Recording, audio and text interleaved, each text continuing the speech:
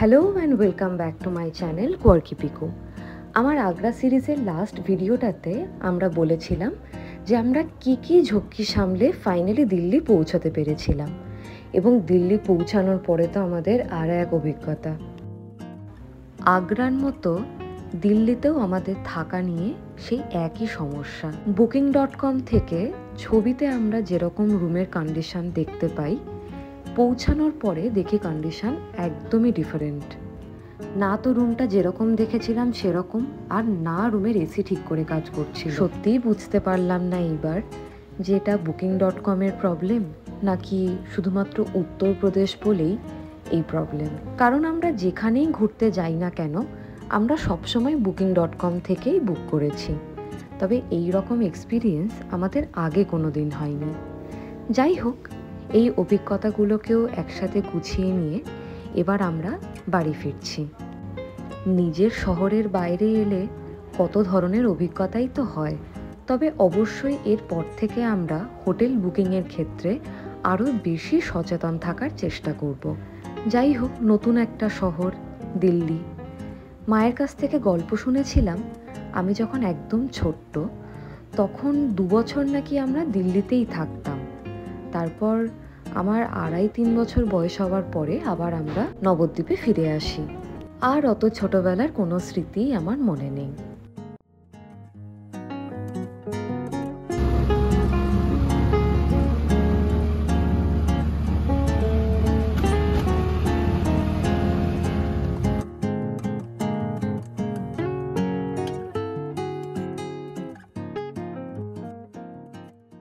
এভাবে শহরটাকে দেখতে দেখতে আমরা পৌঁছে যাই দিল্লি এয়ারপোর্ট। আমাদেরকে টার্মিনাল 3-তে নামতে হয়েছিল এবং আমাদের যেতে হতো টার্মিনাল 2-তে। এয়ারপোর্টের মধ্যেই বাসের পরিষেবা ছিল, তাই আমাদের কোনো অসুবিধাই হয়নি। দিল্লি এয়ারপোর্টে পৌঁছেই আমরা ফুড কোর্টে দেখতে পাই ভাঙ্গো।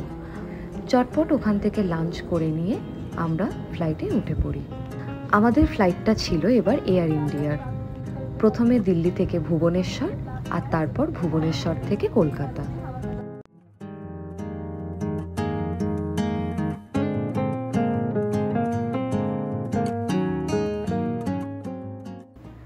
ভুবনেশ্বর পৌঁছানোর আগে আমি যথেষ্ট প্যানিকড হয়ে গেছিলাম।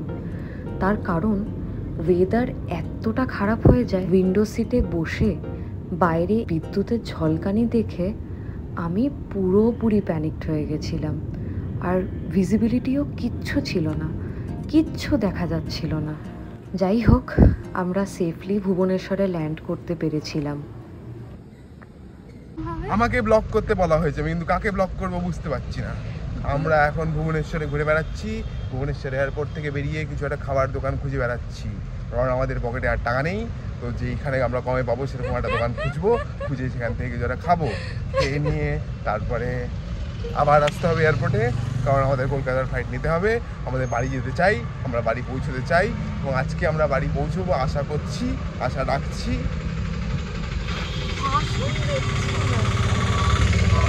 আমি ভাষণ দিচ্ছি মতো করে বললাম ঠিকই, বাট কিছু বলার নেই। কি এটা কার মূর্তি? এরকম কোন দিকের দিশা দেখাচ্ছে? ওদিকে খবর পাবো?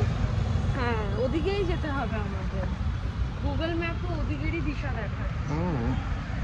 এখানে এক ভদ্রলোক দাঁড়িয়ে আছে যিনি আমাদের দিশা দেখাচ্ছেন যে ওদিকে যেতে হবে খেতে।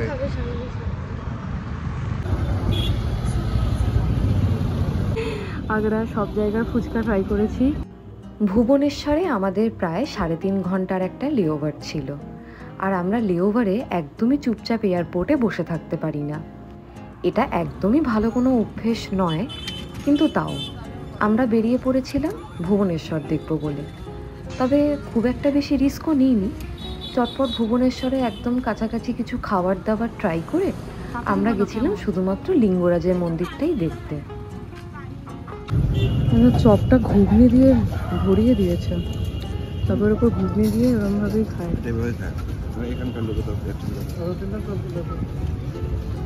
হ্যাঁ, যেটা দেখলে আর যেটা শুনলে ঠিকই শুনেছ, এখানকার লোকেরা ঘুগনি দিয়ে চপ খায়।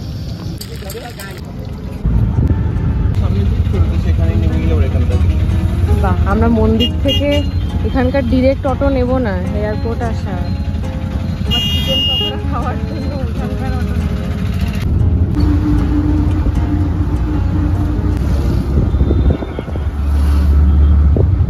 আর এই হলো ভুবনেশ্বরের লিঙ্গরাজের মন্দির।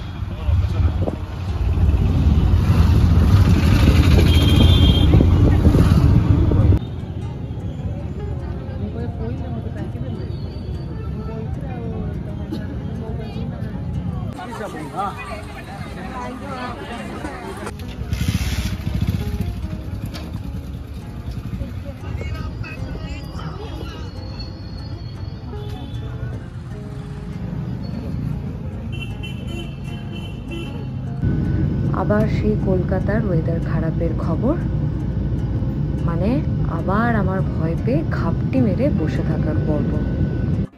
এইভাবে ভয় পেতে পেতে আমরা পৌঁছে গেলাম কলকাতা। অ্যানিভার্সারি আগ্রা, মথুরা, আহমেদাবাদ, দিল্লি, ভুবনেশ্বর, এইভাবে বেশ কিছু শহর দিয়ে আমাদের অ্যানিভার্সারির গল্প এখানেই শেষ।